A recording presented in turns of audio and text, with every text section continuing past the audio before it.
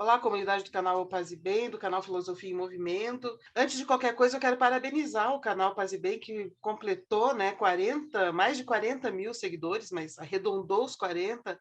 Então, parabéns, Mauro Lopes, parabéns, Carla Pavão, parabéns todos os administradores, né, e os produtores dos programas do canal. A gente vai continuar hoje, então, a falar sobre o livro da Silvia Federici. É um livro muito importante na literatura feminista, mas não é só para mulheres lerem, não. Homens também podem ler esse livro. Aliás, devem ler esse livro ou assistir os meus vídeos, né, aqui, para saber do que se trata.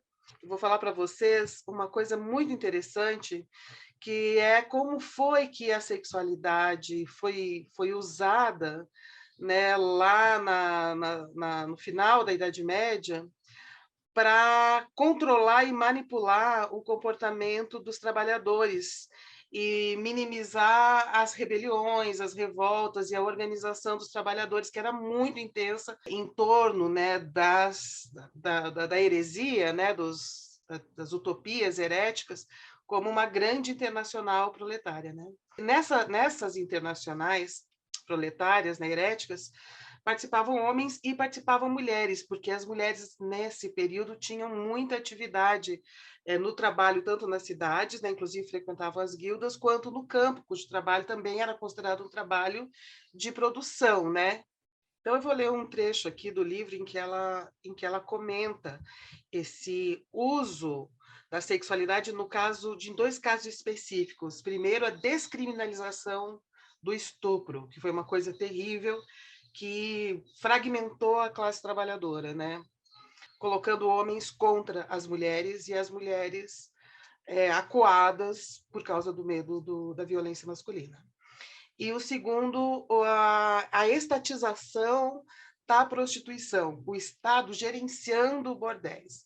Então, eu vou ler aqui agora um trecho do livro da Silvia Federici, o Caliban e a Bruxa, e vocês vão entender melhor o que eu estou dizendo. Ela diz assim: no final do século XV foi posta em marcha uma contra-revolução que atuava em todos os níveis da vida social e política. Em primeiro lugar, as autoridades políticas empreenderam importantes esforços para cooptar os trabalhadores mais jovens e rebeldes por meio de uma maliciosa política sexual que lhe deu acesso a sexo gratuito e transformou o antagonismo de classe em hostilidade contra as mulheres proletárias. Aí ela explica como que na França as autoridades municipais praticamente descriminalizaram o estupro nos casos em que as vítimas eram mulheres da classe baixa. Né? Na Veneza do século XIV, o estupro de mulheres proletárias, solteiras, raramente tinha como consequência algo além de um puxão de orelhas, até mesmo no caso frequente de ataques em grupo. O mesmo ocorria na maioria das cidades francesas. Nelas, o estupro coletivo de mulheres proletárias se tornou uma prática comum que os autores, né, os criminosos, realizavam aberta e ruidosamente, ou seja, fazendo barulho, chamando atenção sobre isso, né, como bandos, em grupos de 2 a 15, invadindo as casas ou arrastando as vítimas pelas ruas sem a menor intenção de se esconder ou de simular. Aí ela fala, em média, metade dos jovens participou alguma vez desses ataques. Aí ela conclui, né, que os resultados foram destrutivos para todos os trabalhadores, pois o estupro de mulheres pobres com consentimento estatal debilitou a solidariedade de classe que se havia alcançado na luta antifeudal. Aí ela diz que essa estratégia, né, de dividir homens e mulheres, criar uma diferença e gerar essa luta masculina contra as mulheres via violência sexual, né?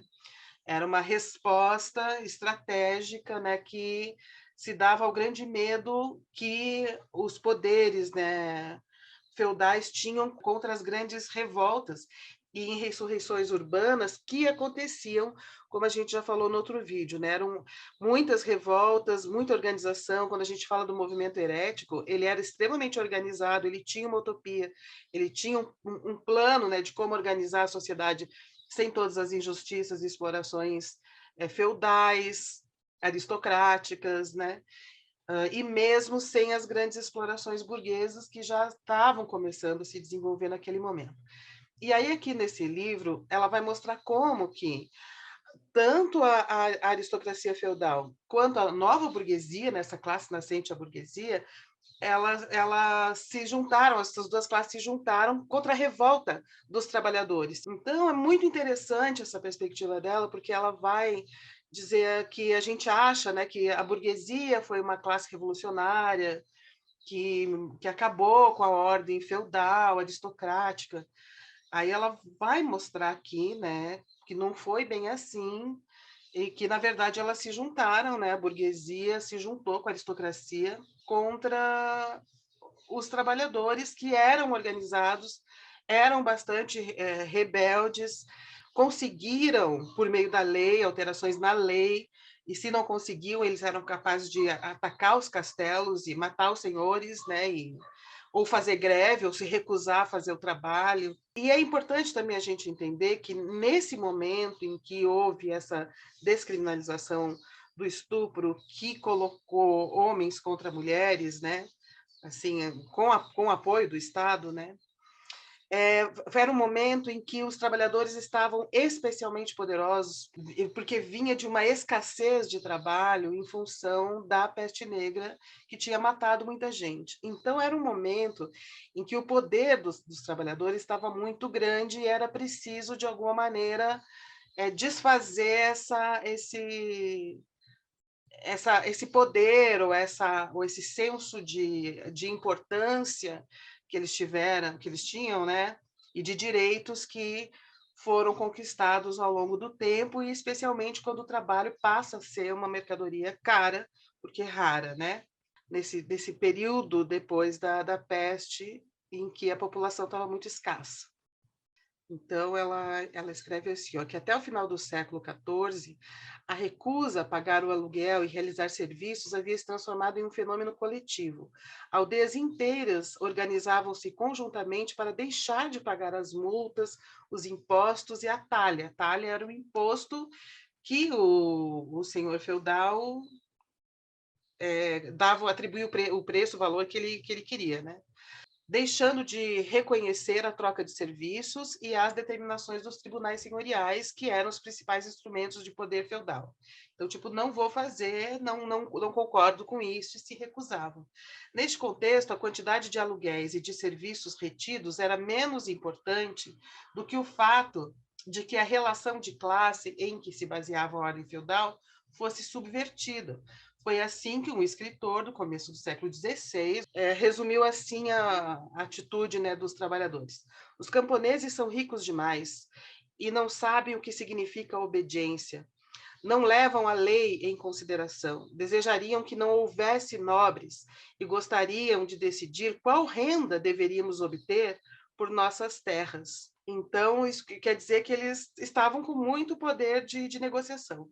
O que acontece é que até o final desse período deixa de haver, vai se desfazendo as relações de servidão, só que isso piora depois na medida em que, ao invés de as relações sociais se encaminharem na direção, né, do movimento herético, como uma grande organização proletária, foi se desenvolvendo no caminho dos interesses da burguesia e se associou com a classe feudal aristocrática e também com a igreja contra os trabalhadores, as mulheres, os heréticos, criando inclusive a perseguição contra as bruxas. Então eu vou ler aqui mais um trechinho do livro da Silvia Federici.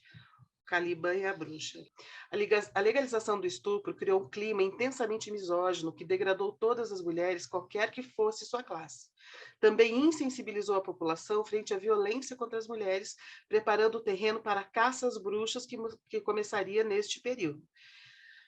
Os primeiros julgamentos por bruxaria ocorreram no final do século XIV, exatamente nesse período. Pela primeira vez, a Inquisição registrou a existência de uma heresia e de uma seita de adoradores do demônio completamente feminina. Então, já havia a heresia, né? já se concebia a heresia, já se perseguia heresia é a teologia que não corresponde ao dogma oficial da igreja, né? Mas é nesse momento, então, que, além de tudo, se concebe um movimento exclusivo de mulheres, herético exclusivo de mulheres, que visa fragmentar a união dos trabalhadores. Aí que vem a questão da institucionalização da prostituição. Olha só que curioso, né? Então, descriminaliza o estupro e institucionaliza a prostituição. Implementada a partir do estabelecimento de bordéis municipais que vão proliferar por toda a Europa, não em algum país específico, né? Tratava-se, né, de uma prostituição gerida pelo Estado. Esses bordéis foram muito estimulados para tentar enfraquecer, né, a revolta dos jovens trabalhadores. Então ela escreve, né, o bordel municipal também era considerado um remédio contra a homossexualidade, que em algumas cidades europeias, aí por exemplo Pádua e Florença, se praticava amplo e publicamente, mas que depois da peste negra começou a ser temida como causa de despovoamento. Então, isso aqui também é muito interessante, né? A homossexualidade começa a ser vista como algo muito terrível, né, e pecaminoso, na medida do despovoamento que aconteceu com a peste negra.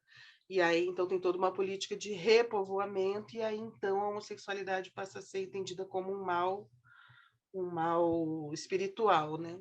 Aí ela vai explicar que a igreja também não via com maus olhos a prostituição e até apoiava, né, como uma atividade legítima. Então, ela explica, né, que ela acreditava que o bordel administrado pelo Estado, ele provia o antídoto contra as práticas sexuais das seitas hereges, e também era um remédio para a sodomia, assim como também era visto como um meio de proteger a vida familiar. Dá para ver claramente aqui, né, que isso ajudava então a diminuir essas organizações heréticas que tinham um poder ideológico e prático organizacional entre o povo, né, contra a ideologia dominante e as instituições dominantes, né?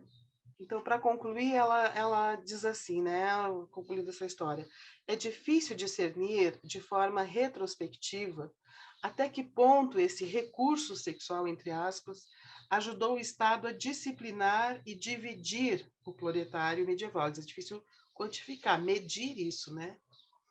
Mas é certo que isso fez parte de um processo amplo que, em resposta à intensificação do conflito social, levou à centralização do Estado como o único agente capaz de confrontar a generalização da luta, né, de classes, da luta proletária, e preservar as relações de classe, né? E assim o Estado tornou-se o gestor supremo das relações de classe e o supervisor da reprodução da força de trabalho, uma função que continua desempenhando até os dias de hoje. Vamos ficar aqui. Eu queria que vocês ficassem com essa ideia, né, de quanto que esse tipo de coisa, né, como a violência sexual, o quanto que a violência sexual ela foi usada durante esse período para desunir a classe trabalhadora, né? Tendo efeito depois sobre todas as mulheres de todas as classes, né? É uma coisa que quase ninguém pensa, né? E que isso tem a ver com o desenvolvimento do capitalismo, na medida em que o capitalismo se une com o poder feudal para enfraquecer o movimento dos trabalhadores, que era muito forte, envolvendo homens e mulheres unidos, né? E comprometidos dentro desse ambiente religioso com ideias que a igreja considerava heréticas, que eram utopias revolucionárias também. Então tá, gente. Então é isso. Boas festas. Me visitem lá no canal Filosofia em Movimento. Um abraço. Até o próximo vídeo.